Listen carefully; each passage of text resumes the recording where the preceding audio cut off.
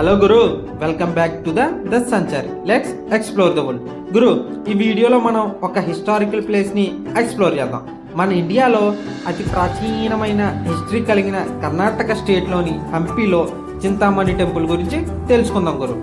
హంపి అనగానే మనకి హిస్టారికల్ ప్లేసెసే కాదు గురు, ఇక్కడ స్పిరిచువల్ అండ్ ఇన్స్టెంట్ మైథలాజికల్ స్టోరీస్కి ఈ హంపి ఫేమస్గా చెప్పుకోవచ్చు గురు. సింపుల్గా ల్యాక్ చేయకుండా ఈ చింతామణి స్టోరీని చెప్తా విను గురు. తుంగభద్ర నది ఒడ్డున ఉన్న ఈ చింతామణి టెంపుల్ లార్డ్ గణపతికి అంకితం చేయబడిందంట గురు. కానీ దీని వెనక రామాయణంలో గొప్ప కథే ఉందంట గురు. అదేంటంటే సుగ్రీవుడు తన అన్న వాలి నుండి తప్పించుకుని ఈ చింతామణి వచ్చి దాక్కున్నాడంట గురు. తర్వాత ఇక్కడ శ్రీరాముడిని సహాయం కోరాడంట. ఆ సమయంలో శ్రీరాముడు తన బాణం ద్వారా వాలిని సంహరించి ప్రదేశం కూడా ఇదే అని చెప్పుకుంటున్నారు గురు. ఈ టెంపుల్లో శిలలపై పురాతన శాసనాలు, చిత్రాలు కనిపిస్తాయి గురు. ఇవి మన ఏన్షియంట్ డేస్ గొప్పతనాన్ని రిఫ్లెక్ట్ చేస్తాయి గురు.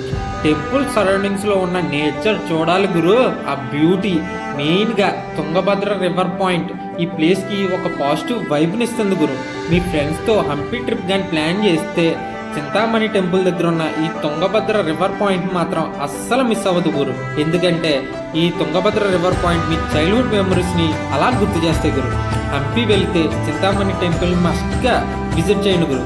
ఇది ఓన్లీ ఒక టెంపుల్ మాత్రమే కాదు గురు, ఇది మన హిస్టరీ, మన కల్చర్ని చెప్పే ఒక ఇంపార్టెంట్ ప్లేస్ ఇది గురు, చింతామణి స్టోరీ. ఓకే, నెక్స్ట్ వీడియోలో ద బర్త్ ప్లేస్ ఆఫ్ హనుమాన్ని ఎక్స్ప్లోర్ చేద్దాం. సో మీకు వీడియో నచ్చితే లైక్ చేయండి, మీ ఒపీనియన్ని కామెంట్ చేయండి గురు.